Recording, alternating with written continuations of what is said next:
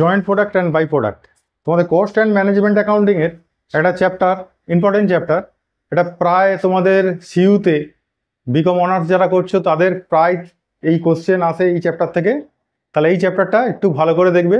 আজকের সেশন হচ্ছে এই কস্ট অ্যান্ড ম্যানেজমেন্ট অ্যাকাউন্টিংয়ের জয়েন্ট প্রোডাক্ট বাই প্রোডাক্টের উপর। আচ্ছা, জয়েন্ট প্রোডাক্ট বাই প্রোডাক্ট যখন আলোচনা করব তখন জয়েন্ট প্রোডাক্ট আর বাই প্রোডাক্ট কী সেটা একটু তোমাদের জানতে হবে।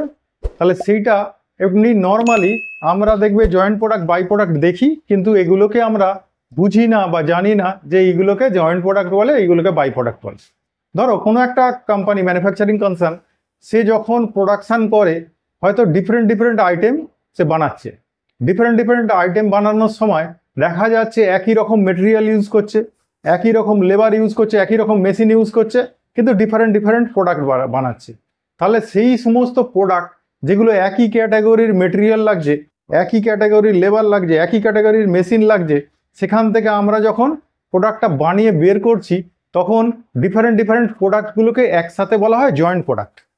ধরো সাপোজ কোনো নেল ফ্যাক্টরি, নেল মানে যে পেরেকগুলো ফ্যাক্টরি, ওই পেরেক ফ্যাক্টরিতে দেখবে সেখানে পেরেক তৈরি হচ্ছে ডিফারেন্ট সাইজের, আলপিন তৈরি হচ্ছে, সেখানে নাট তৈরি হচ্ছে, স্ক্রু তৈরি হচ্ছে। তাহলে এইগুলো সমস্ত দেখা যাচ্ছে মেটেরিয়ালটা ইউজ করছে হয়তো একই রকম মেটেরিয়াল ইউজ করে তারা ডিফারেন্ট প্রোডাক্ট বানাচ্ছে। যারা রাস্তার ধারে রেডি স্টল দেয়, সেই রেডি স্টলে দেখবে সেখানে ময়দা মাখা আছে, ময়দাটা একইভাবে মেখেছে, একই লেবার মেখেছে, কিন্তু যখন বানানো হচ্ছে কিছু লুচি বানাচ্ছে, কিছু পরোটা বানাচ্ছে, বা কিছু তার থেকে রোল বানাচ্ছে। তাহলে সেইগুলো হচ্ছে জয়েন্ট প্রোডাক্ট।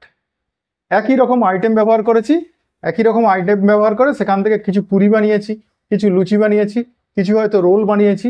তাহলে সেই সমস্ত করতে গিয়ে দেখছি মেটেরিয়াল প্রায় একই রকম ইউজ করেছি, আর এক্সট্রা কিছু ডিফারেন্ট মেটেরিয়াল হয়তো ডিফারেন্ট প্রোডাক্টের ক্ষেত্রে আমরা ইউজ করেছি। করে আমরা প্রোডাক্টগুলো ডিফারেন্ট প্রোডাক্ট কাস্টমারের ডিমান্ড অনুযায়ী আমরা বের করে দিয়েছি। তাহলে এইগুলোকে বলছি জয়েন্ট প্রোডাক্ট। তাহলে একটু আইডিয়া হয়েছে।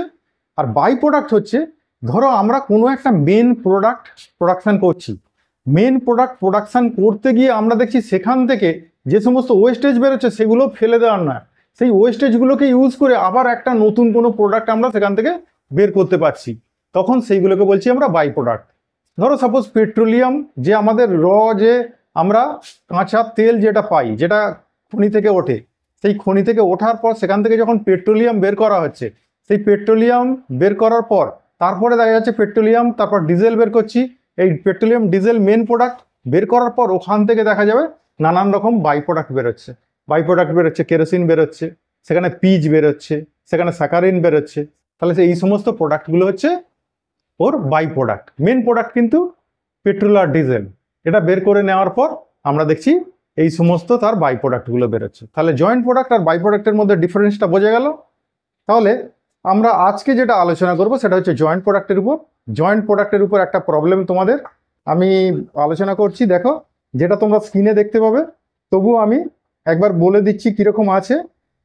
এইরকম বলেছে, a company produce 3 product, that is ABC, হ্যাঁ, from joint process, and relevant cost and other data are given below. সেখানে বলেছে মেটেরিয়াল, লেবার, ওভারহেড, এই 3টে খরচ হয়েছে, যেখানে জয়েন্ট প্রসেসে একটা খরচা হয়েছে, আর প্রোডাক্ট এ এর ক্ষেত্রে একটা খরচা হয়েছে, প্রোডাক্ট বি এর ক্ষেত্রে খরচা হয়েছে, প্রোডাক্ট সি এর ক্ষেত্রেও খরচা হয়েছে। এরকম খরচা হওয়ার পর ডিফারেন্ট খরচাগুলো দেওয়া আছে। তাহলে এখানে কিন্তু জয়েন্ট কস্টটা দেওয়া আছে, জয়েন্ট কস্টটা কত, মেটেরিয়ালে কত, লেবারে কত, ওভারহেডে কত, 3 জনের ক্ষেত্রেই সেটা ব্যবহার হয়েছে। আবার সেপারেটলি এ এর খরচ কত, বি এর খরচ কত, সি এর খরচ কত দিয়েছে।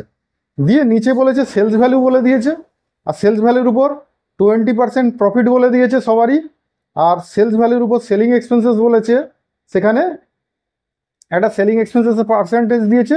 দিয়ে তোমাকে বলেছে যে জয়েন্ট কস্টটাকে কীভাবে ডিফারেন্ট প্রোডাক্টের মধ্যে আমরা ভাগ করব, ডিস্ট্রিবিউট করব, সেটা বের করো। দেখো, আমি তোমাদের ক্যালকুলেশনটা করে রেখেছি। দেখো, এইরকম প্রবলেমটা দেওয়া ছিল এইরকমই, যে মেটেরিয়ালস দেওয়া আছে, তোমার জয়েন্ট কস্টে দেওয়া আছে মেটেরিয়াল এত, লেবার এত, ওভারহেড এত, আর আলাদাভাবে প্রসেস এ এর জন্য মেটেরিয়াল লেগেছে এতটা, লেবার লেগেছে এতটা, ওভারহেড লেগেছে এতটা, বি এর জন্য এতটা, সি এর জন্য এতটা, এটা টোটাল করেছি। হ্যাঁ, এটা লেগেছে, এইটা তাহলে জয়েন্ট কস্ট, 32,000 টাকা জয়েন্ট কস্ট। কিন্তু একে সেপারেটলি আবার বানাতে গিয়ে আমাদের সেপারেট কস্ট সেখানে খরচা হয়েছে কত? 3000 টাকা। বি এর ক্ষেত্রে 5500 টাকা, আর সি এর ক্ষেত্রে 4000 টাকা। তাহলে আমার তার সেলস ভ্যালু দেওয়া আছে প্রত্যেকটা সেলস ভ্যালু বলেছে, এটা 10,000, এটা 25,000, এটা 15,000। তাহলে সেখান থেকে আমরা যদি গ্রস প্রফিটটা বাদ দিই, আমাদের গ্রস প্রফিটটা বলে দিয়েছিল সেলস ভ্যালুর 20%, 10% অ্যান্ড 20%। দেখে নিই একবার তবুও। হ্যাঁ, এস্টিমেটেড, আচ্ছা এস্টিমেটেড নেট প্রফিট বলেছে। এস্টিমেটেড নেট প্রফিট হচ্ছে 20%, 10%, 20%। তাহলে এখান থেকে আমি এর 20%, এর 10% আর এর 20% বাদ দিয়েছি। বাদ দিয়ে যেটা পেয়েছি সেটা হচ্ছে টোটাল কস্ট। আর বলেছে সেলিং এক্সপেন্সেস প্রত্যেকটার ক্ষেত্রেই বলেছে 20% কাম সেলস ভ্যালু। তাহলে সেলস ভ্যালু 20% মানে 10,000-এর 20%, এখানে 25,000-এর 20%, এখানে 15,000-এর 20%। এটা আর তিনজনেরই একটা সেপারেট কস্ট দেখো এখানে হয়েছিল, আলাদা করে দেওয়া আছে। সেই আমরা সাবসিকুয়েন্ট এক্সপেন্সেস যেটা আছে সেই সাবসিকুয়েন্ট এক্সপেন্সেসটা লিখে দিয়েছি। তাহলে সাবসিকুয়েন্ট এক্সপেন্সেস কত? এটা হচ্ছে 3,000, এটা বিএ হচ্ছে 5,500, সি হচ্ছে 4,000। এটা বাদ দিয়েছি। বাদ দিলে আমাদের যেটা বেরিয়েছি, এই যে যেটা বেরিয়ে আছে, এইটা যোগ করে দেখব। যদি দেখি আমাদের জয়েন্ট কস্টের সঙ্গে মিলে যাচ্ছে তাহলে এটাই জয়েন্ট কস্ট, আর যদি না মেলে তাহলে এটা হচ্ছে ratio of joint cost. Joint কস্টের এটা রেশিও, বোঝা গেল? তাহলে আমরা সেলস ভ্যালু থেকে আমাদের নেট প্রফিট যেটা হয়েছে সেটা বাদ দিয়েছি, তাহলে টোটাল কস্ট পেয়েছি। টোটাল কস্ট থেকে সেলিং এক্সপেন্সেস একটা ছিল সেটা বাদ দিয়েছি, আর এই সাবসিকুয়েন্ট এক্সপেন্সেস যেগুলো আলাদা আলাদা ডিফারেন্ট করতে হয়েছে সেটা বাদ দিয়েছি। দিয়ে যেটা পেয়েছি তাহলে এটাই হচ্ছে জয়েন্ট কস্টের রেশিও। যদি দেখি এটা মিলে গেছে আমাদের জয়েন্ট কস্টের সঙ্গে তাহলে এটাই জয়েন্ট কস্ট হয়ে যাবে, আর যদি দেখি না মেলে তাহলে এটাকে রেশিও করব। তাহলে এটা হচ্ছে রেশিও অফ জয়েন্ট কস্ট। আমাদের জয়েন্ট কস্ট কত ছিল? 32,000। তাহলে 32,000-কে আমরা ওই রেশিও 3:12:5 এই রেশিও ডিস্ট্রিবিউট করে দেবো তিনজনকে। তাহলে জয়েন্ট কস্ট হচ্ছে আমাদের শেয়ার অফ জয়েন্ট কস্ট হচ্ছে এ এর ক্ষেত্রে 4,800, বি এর ক্ষেত্রে 19,200, সি এর ক্ষেত্রে 8,000 টাকা। তাহলে বোঝা গেল? তাহলে তোমাদের প্রথম কাজ থাকবে, আমাদের যখন জয়েন্ট প্রোডাক্ট এইরকম দিয়েছে তাহলে জয়েন্ট প্রোডাক্টের যদি সেলস ভ্যালু দিয়ে দেয়, সেলস ভ্যালু থেকে সেলস ভ্যালু যেটা দিয়ে দিয়েছে তার থেকে আগে নেট প্রফিটটা বাদ দেবে, দিলে জয়েন্ট কস্ট। এবার জয়েন্ট কস্ট থেকে যদি সেলিং এক্সপেন্সেস বলে কিছু, সেলিং অ্যান্ড ডিস্ট্রিবিউশন এক্সপেন্সেস, সেটা বাদ দেবে।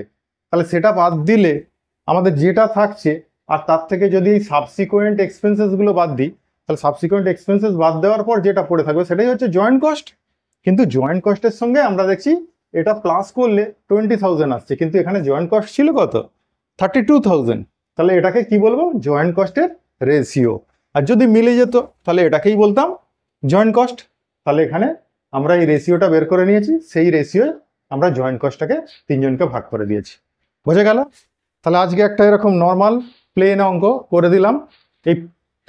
এর পরের ক্লাসে চেষ্টা করব আমরা আরও একটু জটিল প্রবলেম সেটা নিয়ে আলোচনা করব, সেটা কিভাবে সলিউশন করতে হবে দেখাবো। পরের ক্লাসে আবার দেখা হচ্ছে। আজকের মতো টাটা।